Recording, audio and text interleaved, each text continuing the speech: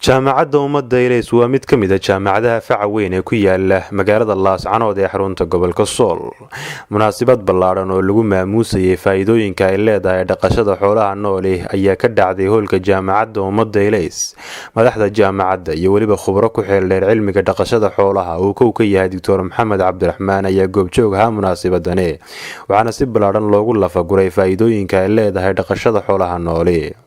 ardayda jaamacadda ummadda Ilays ayaa iyaguna goobjoog ahaa kulankani, waxaana dhammaan la isku raacay dhulka Soomaalidu inuu yahay dhul u suubada dhaqashada xoolaha nool. maxamed gaar oo dhalinayaa managementka, macallimiinta, staffka kale ee kulliyadda Ilays oo fursad ii siiyay caawa anoo runtii mashquul ahaa inaan xogaa daqiiqado aan idinla kulmo, idin salaamo, haddii ay karkarto xogaa yar oo hordhacana idinka siiyo laba arrimood oo muhiim u ah nolosheena, gaar ahaan idinka dhalinyaradiina soo koraysa ee reer Sool Sanaag iyo Cayn deegaanka kan Arigaaba iyo halkaa ka soo bilaabma ilaa hawdka Itoobiya ku dhamaada. runtii waxyaalaha ugu muhiimsan ee wax soo saarka dhaqaalaha nolosha ku xidhan ay ku tiirsan tahay inaad ogaataan, wax yar ku ogaataan inaan isku dayo oo ay runtii u noqonaysaa nolosheena saameyn badan ku leh. dadka inta badan aysan ogeyn waxa weeye labada qodob aan doonayaa iskortaago waxa weeye koowaad waa pastoral development in Somalia ama in those regions gobolada aan sheegay Sool Sanaag iyo Cayn, wax soo saarka xoolaha waa soo maray anigoo eegaya dhulkii meeshan maartay barkada lahayd dhinaca marka buurta xagga laga maro elementary-ga ku yaala magac kale loo baxshaan marinay Laascanood elementary school buu ahaa. saddex sano hore halkaasaan ku qaatay elementary-gu 3 sano ahaa. 4 sano intermediate aan gallo waanu ka weynay Laascanood ma ilahayn. waxaa sanadkii hore waxaan argayday xameel la yiraahdo oo boarding ah oo buuraha dhexdooda anagoo 10 jir halkaan noo qaaday. barigaadee sida raaxadan aad haysataan ma aanan haysan.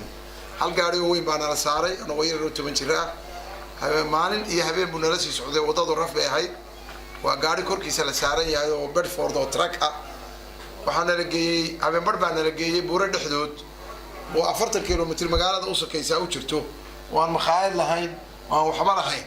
waad garan kartaa hal canteen baa jiro oo nacnacaya baa lagu iibiyaa iyo shaah. hadda ay ku seegto meelada aad ma way cashada ku sugtaa, cashada hadday ku seegtana ku dhamaatay. halkaasaanu sanad ku soo qaadanay intii la dhisay intermediate schoolka halkan ku yaala marka geeda qarsay buurta in Cabdullah Xasan Sukadeed hadda wax la yiraahdo ma aqaan. waxaan inta marka Muuse Yuusufna ma jirin, secondary school ma jirin. intermediate kaasaan ku dhamaysanay. boarding buu ahaa nacam.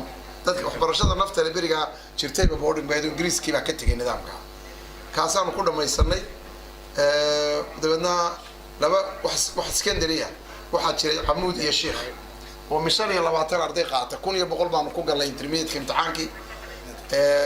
intermediate school leaving exam baa la qaadan jiray oo ka dhaxeeya waxa waqooyi oo dhan intermediate ka jira. dabadna 25 kontanka boos baa loo tartamay. nuswaasquna markaa ma jirin. kontankii baa nasiib u yeeshay anagoo 4 reer Laascanood inaan kontanka ka mid noqon. Xamse Raadeeye, telefishinka RTN, Laascanood.